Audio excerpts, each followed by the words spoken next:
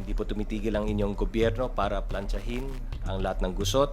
Pero magtiwala po kayo, kaming inyong mga lingkod bayan ay hindi titigil hanggat may problema na kailangan hanapan ng solusyon. Ang intention naman natin is home quarantine. So, as a general rule, we encourage everybody to stay home.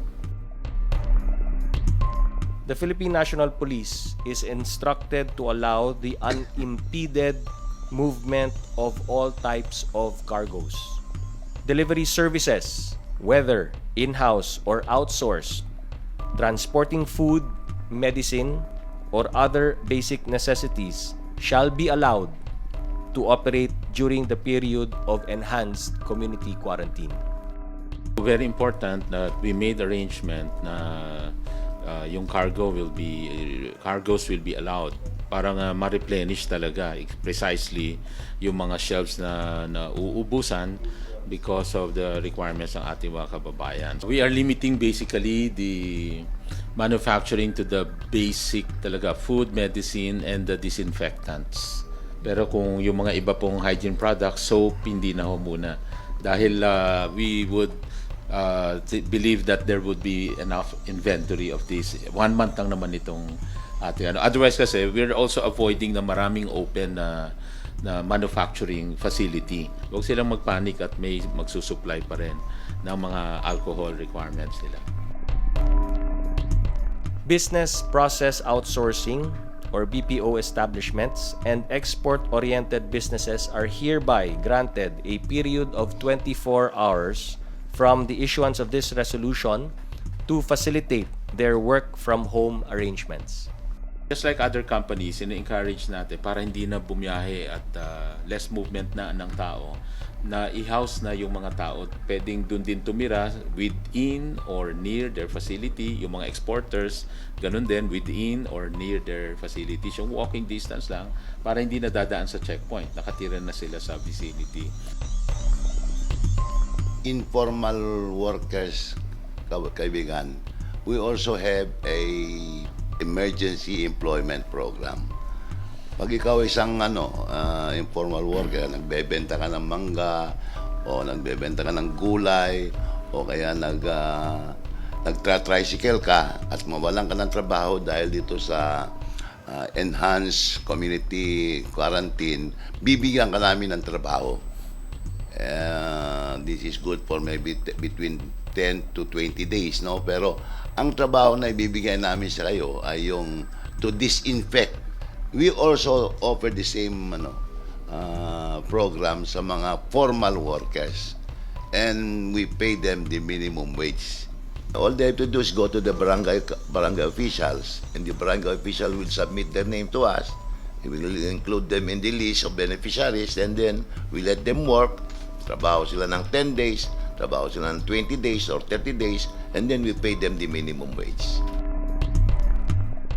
OFWs, balikbayans, and foreign nationals leaving for abroad through any of the ports in Luzon shall be allowed to leave the Philippines at any time for the duration of the enhanced community quarantine, provided that proof of international travel itinerary scheduled within 24 hours must be presented. Non-essential travel by Filipinos from any port of Luzon shall be suspended. Departing passengers may only be accompanied by not more than one person when traveling to any international port. The Overseas Workers Welfare Administration shall provide transportation services for returning overseas Filipino workers or OFWs for the purpose of ferrying them from international ports to their respective destinations in Luzon. Capital markets shall be allowed to operate effective March 18, 2020, subject to skeletal workforces. No hotels or similar establishments shall be allowed to operate except those accommodating A. Guests who have existing booking accommodations for foreigners as of March 17, 2020. B. guests who have existing long-term leases. And C, employees from exempted establishments under the provisions of the March 16, 2020 Memorandum from the Executive Secretary and subsequent modifications and clarifications. No new booking accommodations shall be permitted. Provided further that in all of the foregoing, hotel operations shall be limited to the provision of basic lodging to guests. Philippine offshore gaming operators shall not be included among those establishments allowed to operate for the duration of the enhanced community quarantine.